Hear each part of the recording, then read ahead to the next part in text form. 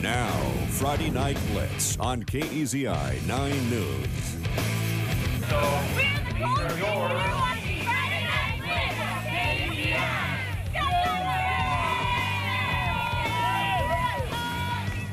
Welcome to Friday Night Blitz. Jake Zivin alongside Eric Elkin. Hard to top what we saw last week when future Duck Thomas Tyner ran wild. Jake, 643 yards rushing, 10 touchdowns, both Oregon State records, and both marks third best in U.S. history by a prep running back. We will see what Tyner could do for an encore in a bit, but we're going to start with the number 2 team in Class 6A, Sheldon. Sheldon and Connor Strom back at home tonight hosting North Medford. Irish already up 7-0, backed up near their own end zone. An easy way to get out of that is to give the ball to Connor Strom. A huge hole for him.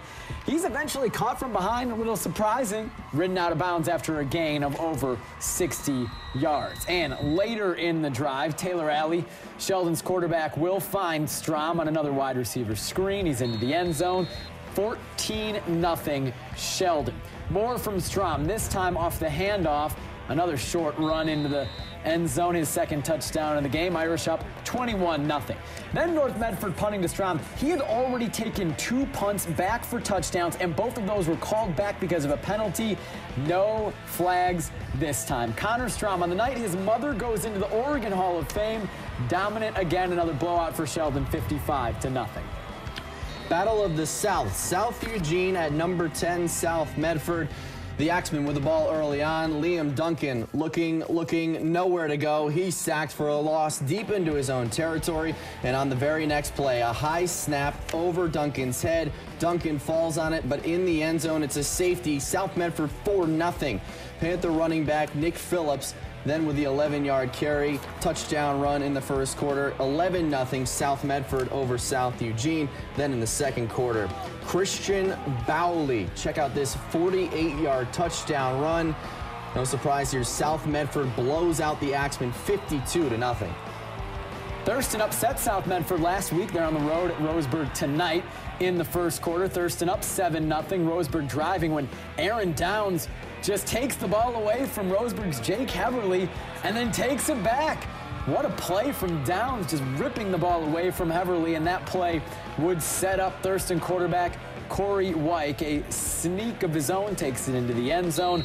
Thurston goes up 13-0 on Roseburg. Later in the second quarter, it's Wyke again connecting with Cameron Lightheart for a touchdown. Thurston up 20-0.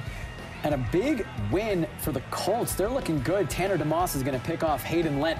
Thurston goes on to win 26-12 in Roseburg. All right, Jake, the anticipation's been building up after setting Oregon State records in rushing yards and touchdowns last week. What could Aloha's Thomas Tyner do for an encore? Check out this first run. It looks like he's tackled in the backfield. Nuh-uh. Reverses direction, scores on the play. Tyner, a modest 257 yards on 41 carries, rushed for the only 2 Aloha touchdowns of the game, and Aloha edges out Sunset 13-8, the final. Always looks better from the chopper. It does look a lot better from the chopper. What a performance once again from Thomas Tyner. Now we shift our focus to 5A. Churchill somewhat quietly started the season 3-0. The Lancers hoping they can dethrone Marist in the Midwestern League this year. First, they have to play their first road game of the season down south in Ashland, a team that got blown out by Marist last week. First off, Ashland to Carter Blick, who's going to dodge Ryan Trevette and then knocked out of bounds at the 30-yard line. Connor KG, Ashland's quarterback, the backup quarterback, at least was last week when Ashland came up here to play Marist, finds Quade Walters, who shrugs off some tacklers, gets in for a touchdown at 16-7 Ashland. Mitch Reese looking to pass, picked off by Sebastian Warren, takes it back inside the 15, a 35-yard return for Warren. And then finally to send the message home, the Grizz bounce back. Daniel White in a quarterback takes it 52 yards for the touchdown. Ashland beats Marist 29-13. Surprising result there. Springfield's in Oregon Live's top 10 poll for the first time this year, down at Eagle Point tonight. First possession, Springfield's Trevor Watson, just a freshman, on the money to Taylor Travis. 60-yard touchdown. Miller's up 7-0. But Eagle Point put up 28 straight after that, capped by Caleb Ash. 73-yard touchdown for Eagle Point. Springfield in a big big hole against Eagle Point, 28-7 early in the second quarter. So the Millers will have to do some work to try and come back in this one. But the Millers did just that. They chipped away at the lead, down just 28-24 in the fourth. Taylor Travis again gets the handoff on the end around and is gone. 34-yard touchdown. Millers take the lead 30-28 because they missed the extra point. And how about the exclamation mark? Trevor Watson leads a fantastic comeback on the road. The Millers are legit. 37-28 over Eagle Point. Great game. That was our game of the week tonight. North Eugene coming off a 1-point win last week, taking on Willamette at home. 7-0 North Eugene at halftime. Willamette, Tanner Cartwell to Mitch Crownover down the sideline. Crownover is gone. Touchdown Wolverines. Extra point was missed, so it's 6-7, and Crownover always knows where the camera is. That a boy. North now with the ball. Taylor Nabe picked off by Cozy Mitchell. Mitchell fumbles it, picks it up, has a clear path to the goal line. Looks like a pick six, but he cuts back and hits his own guy. Is down at the 5. And then a couple plays later, Willamette trying to cash in. Fumbled, recovered by North Eugene. They maintain a 7-6 lead. Willamette needs a score. Cantwell throwing it up there. This is 4th down. Dane Stapley picks it off, and he's bringing it back. He's hit and fumbles. There were so many fumbles in this game, but it's right to Johnny Dawson, who picks it up and takes off. Nobody will catch him. Touchdown North Eugene. The Highlanders win their 2nd straight game, 13-6. Finally, in Midwestern League play, the final game in Midwestern League play, a blowout. Marist 55, Marshfield 7. And in the Mid-Willamette League, Crescent Valley hosting Lebanon. We pick things up just before halftime. Raiders with the ball. Tanner Sanders rolls out, finds Trevor Jensen in the end zone with just 11 seconds left in the half. CV led at 14-6 at the break. Lebanon fighting back in the third. Taman Privratsky rumbles in, cuts the deficit to 2. So the Warriors go for 2 to tie. Brandon Marquez rolls out, but picked off in the end zone by Tanner Holland. Still 14-12. A lot of Tanners on that Crescent Valley team. Crescent Valley up 5 in the fourth. Tanner Fies with the game clincher. Crescent Valley holds on to win 23-20, the final score, and some other Mid-Willamette scores. Check out this one. Silverton 49-0 over Corvallis. West Albany also rolls. Sean Mannion's dad getting it done in Silverton. He is the coach there. Well, that's a look at our bigger schools this evening.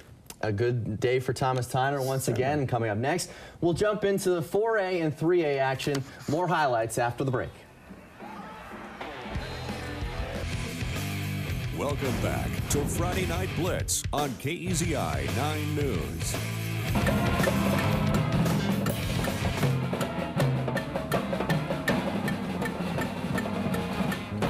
Welcome back. Jake Zivin alongside Eric Elkin. Cottage Grove, Eric, was supposed to play Astoria tonight. But Astoria forfeited 3 games due to disciplinary action. Instead, the Lions played host to Ridgeview. Picked things up in the first quarter. Cottage Grove's Scotty Hittner passes to Brian Spindler. Spindler runs all the way into the end zone for a touchdown. That made it 14-0. Lions on top early. Still in the first quarter. Cottage Grove continuing to roll. Scotty Hittner just throwing that touchdown pass. This time finds Oscar Rauda. Rauda comes into your picture, falls just short of the goal line.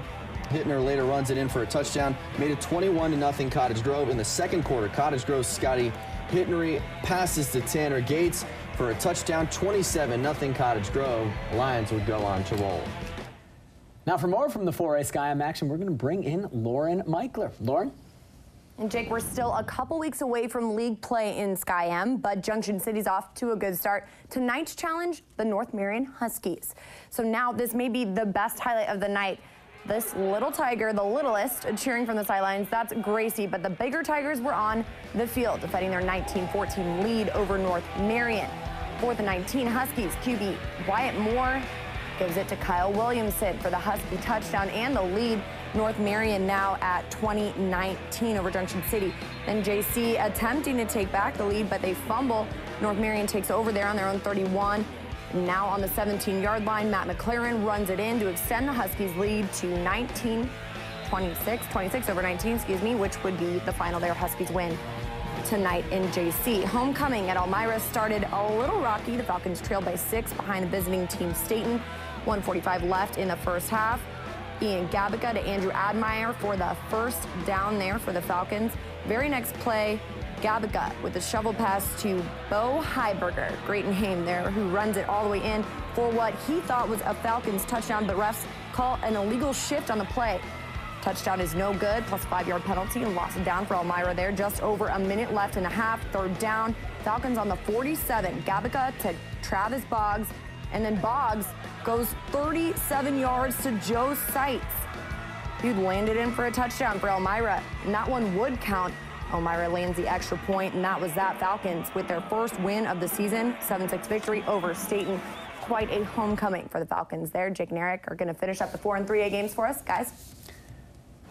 Thanks, Lauren. One more game at the 4A level. Douglas playing at Hidden Valley. A defensive battle, at least early on, down at Hidden Valley. 4th down and 15, but Bryce Watson going down the field. It's caught. It's a first down. The Trojans would convert a 6-yard touchdown. Nate Vosica. Douglas goes up 7-0. Hidden Valley getting some yardage, making their way into the red zone. Tyler Goldberson can't find anybody. Throws a wild one to Eli Garrard that's picked off. Eli Garrard picks off. He puts his track shoes on, breaks some tackles. What a return. Garrard, 95-yard touchdown return. Douglas goes up by 14. Hidden Valley tried to come back. They could not. Douglas wins 27-20. Moving down to 3A, Jake. Santiam Christian hosting Cresswell. The Eagles were flying early again. Jacob Callis runs it in from 2 yards out. SC missed the PAT, so it's 6-zip Santiam Christian. Next SC possession, Grant Schroeder hooks up with Joe Pelly, 27 yards. That's the touchdown. Because of the missed extra point, SC goes for 2. And guess who? Jacob Callis will get the ball again, finds the end zone again, so it's 14-0 Eagles. Later in the first, Jacob Callis again. This time on the quick pass from Schroeder, Callis turns the corner, gets in. Santiam Christian cruises 50-21. Pleasant Hill back at home on the new turf hosting Harrisburg. Third quarter, Ryland Hayter, the talented quarterback for the Billies, is going to take it in himself on the option. 34-0 Pleasant Hill. More from Hayter, this time using his arm to Dakota Juby. 41-0 Pleasant Hill. The Billies go on to rout Harrisburg 41-7. Eric, a big game tomorrow that'll be right here on KEZI 9 at 12:30. Beavers at UCLA. Our own Steven Nelson is down in Los Angeles with Oregon State and has more on the Rose Bowl, the venue the Beavers are playing in tomorrow. The Rose Bowl is the pride of Pasadena, and it turns 90 years old this year.